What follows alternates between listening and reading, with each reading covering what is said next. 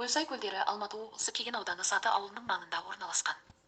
Зерттеуші ғалымдар Алматыдан оңтүстік шығысқа қарай 350 шақырым қашықтықтағы Көлсай орын тепкен таулы. Қарағайлы аймақтың 250 жыл бұрын пайда болғанын айтады. Көлдің өзі бірінші Көлсай, екінші Көлсай, үшінші Көлсай деп үшке бөлінеді. Көлдер өзінше ерекше және тереңдігі де түрліше. Әрқайсысы теңіз деңгейінен 1700, 2252 және 2650 метр биіктікте орналасқан. Бұл көлдердің пайда болуын ғалымдар ғасыр соңында 1887-1889 жылдар аралығында орын алған жер сілкінісімен орасан зор опырылып құлаған тас пен топырақ үйіндісі шатқалдың бірнеше жерін бөгеп табиғи бөгеттер жасаған. Жаз айларында мұнда туристер көп келеді. Көлсайдың маңайында біраз саябақтар мен бұрынғы орман шаруашылығынан қалған нысандар бар. Осылардың барлығы жөндеу жұмыстарынан өтіп, туристерге қолайлы жағдай жасалған. Сондай-ақ қонақ күтуге арналған киіз үйлер де тігілген. Алматы Нарынқол тас жолынан Көлсайға дейінгі 80-100 шақырым жолды жөндеу үшін 2009 жылы республикалық бюджеттен қаржы бөлініп, жол қиындығы артта қалды. Жол сапасы жақсы, туристердің келіп кетуіне ыңғайлы. Көлсай әлемдегі теңдесі жоқ әсем жер. Бұл өлке әсемдігімен ғана емес, қасиеттілігімен де ерекшеленеді. Алланың берген осындай кереметін аялап ұстауымыз керек.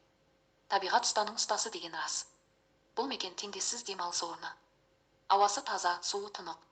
Мұнда Қазақстанның түкпір-түкпірінен ғана емес, шет елдерден де демалушылар көптеп келуде, сонымен Көлсайға жол түсіп бара қалсаңыз, қалтаңыз тоқ болғаны жөн. Себебі, мұндағы қызмет көрсету бағасы төмендегідей, Көлсайға кіру бағасы 860 тік қайықпен серуендеу сағаты, 8000 тікі естелік суретке түсу, 3000 тікі көлге барар жолда дала көрінісін тамашалауға бола. 40 орындық шағын автобустар Алматыдан таңғы сағат 6-да шығады. Туристік орындарға ең жақын елді мекен Саты ауылына баратын жол 5 сағатқа жуық уақыт алады. Саты және Қарабұлақ ауылдары Алматы облысы Кеген ауданы аумағында орналасқан.